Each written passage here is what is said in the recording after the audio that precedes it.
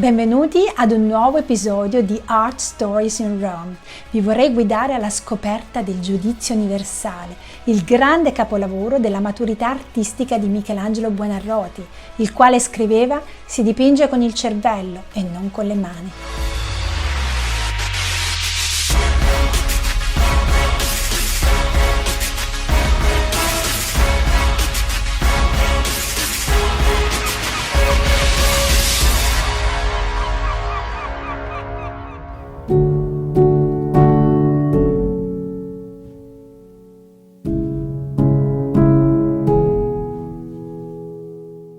Vent'anni dopo l'esecuzione della volta della Cappella Sistina, Michelangelo viene chiamato da Papa Clemente VII ad affrescare la parete d'altare con il Giudizio Universale, ammonito sulla caducità della vita e dell'universo. Però poco dopo il Papa muore e gli succede Papa Paolo III Farnese, il quale chiede a Michelangelo di continuare in questo suo progetto. L'artista inizierà a lavorarci concretamente solo a partire dal 1536. Aveva 61 anni e impiegherà 5 anni per terminarlo. Michelangelo, per preparare questa decorazione d'affresco, farà murare le due preesistenti finestre e farà eliminare la decorazione precedentemente affrescata, perché comunque vuole preparare la parete con diversi strati di intonaco per evitare muffe e crepe, ma soprattutto farà inclinare la parete di circa 30 cm, una sorta di espediente simbolico per ricordarci che tutti verremo giudicati alla fine dei tempi. Il giudizio universale, nella tradizione cristiana, è il momento in cui Cristo ritorna sulla terra a discernere tra verità e falsità. Qui il fulcro della composizione è dato dal gesto di Cristo, dal quale si scatena un moto vorticoso che coinvolge santi, martiri, profeti, apostoli, facilmente identificabili dai loro attributi. In alto, nelle due lunette, riconosciamo i simboli della passione di Cristo: la croce, la corona di spine, la colonna della flagellazione e il bastone con la spugna inzuppata di aceto.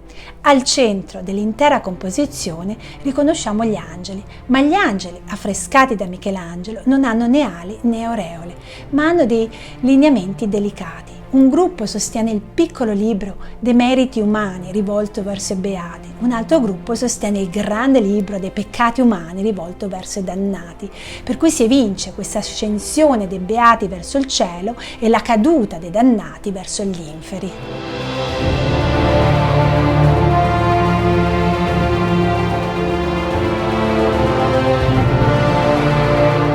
Il Cristo della composizione è diverso dalle immagini tradizionali, è senza barba, è muscoloso, è sensuale, severo, richiama più le sculture dell'antichità ed è qui chiaro riferimento al torso del Belvedere.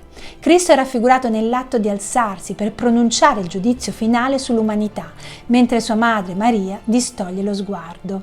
Intorno a loro una serie di santi e di martiri e tra questi riconosciamo San Bartolomeo, che ha subito un martirio atroce, è stato scuoiato vivo, per questo con una mano sostiene il coltello e con l'altra sorregge la pelle scorticata.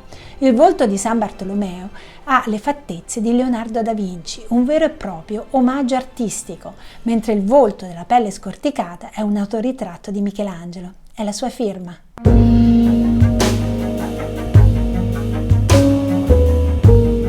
In questa composizione troviamo gli angeli, la resurrezione delle anime buone e in basso Caronte che traghetta i dannati, secondo la visione dell'inferno che rimanda alla Divina Commedia di Dante Alighieri.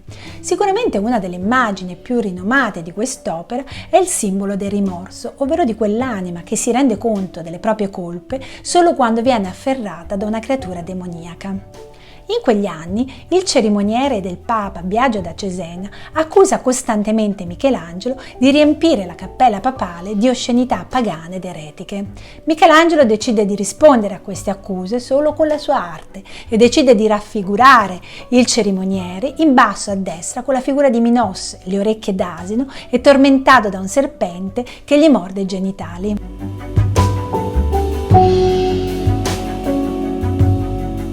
Nel 1541 il giudizio universale è ultimato, viene presentato ufficialmente al pubblico ottenendo critiche e consensi, ma tutti riconosceranno nella figura di Minos le fattezze di Biagio da Cesena, il quale, si racconta, andrà arrabbiato a chiedere al Papa di farlo rimuovere dall'affresco, ma il Papa gli risponderà: mi dispiace, non ho potere nell'inferno, per cui Biagio da Cesena sarà dannato nell'inferno per l'eternità.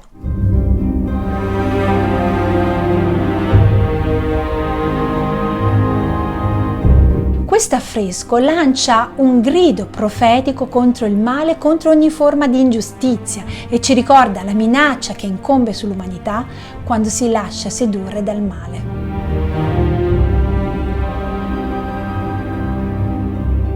È stato un piacere condividere con voi questo momento dedicato alla bellezza dell'arte. Vi invito a seguirmi nel mio canale YouTube, a like e a condividere i miei video con i vostri amici. Ci vediamo prossimamente con un altro grande capolavoro.